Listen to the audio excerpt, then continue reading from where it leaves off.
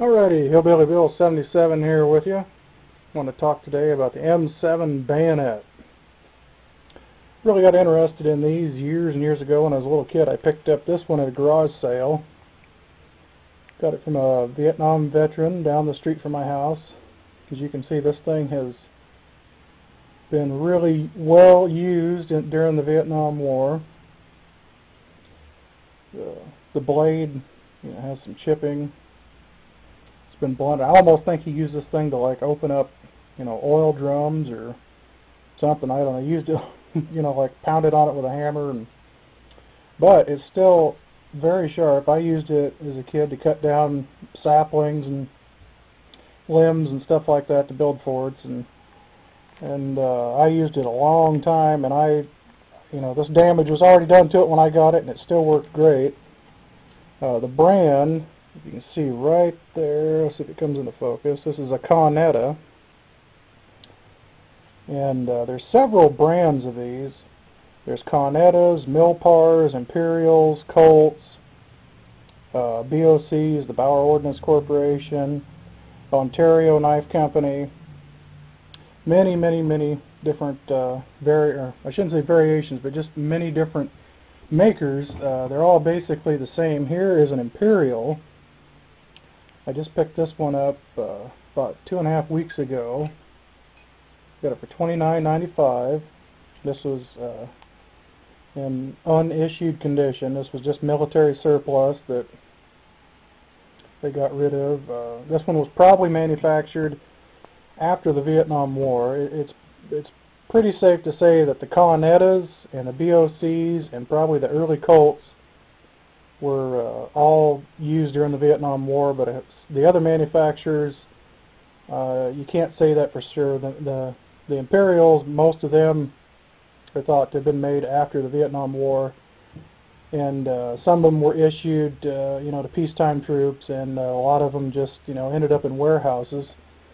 This is the scabbard that came with my Imperial. You can see right there, it says USM 8A1, and this is it's fiberglass. It's steel reinforced. It's got the attachment there to go on your web belt.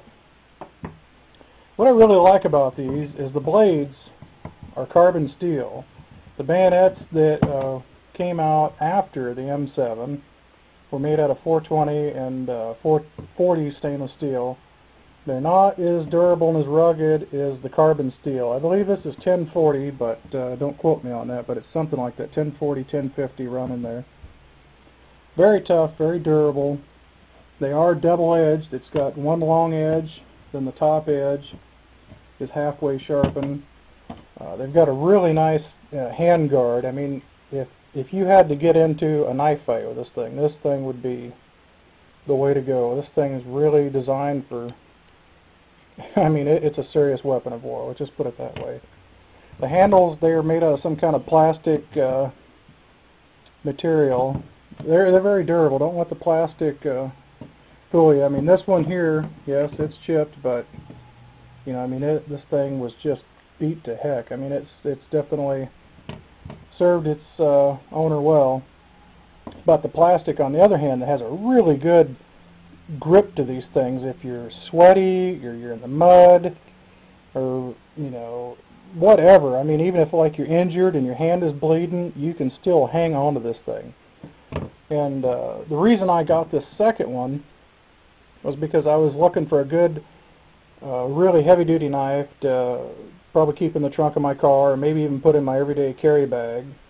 And I need something really good and really cheap, and I thought back to this bayonet I had when I was a kid and how well it served me, and I thought if I can chop down trees and saplings and limbs and all sorts of things for building forts, then heck, that thing would do just about anything I wanted to out in the field now.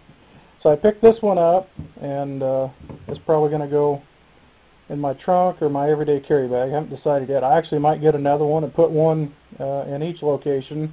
This one just is, I guess I could put this one in my bag, but I'm probably just going to keep it on the shelf for sentimental reasons, and it is kind of a collector's item now. I almost wish I never would have used it as a child. I should have never cleaned it up, you know, and I should have just left it as found, you know, and maybe wrote down the guy's name. I forget his name now, because it was kind of a nice relic.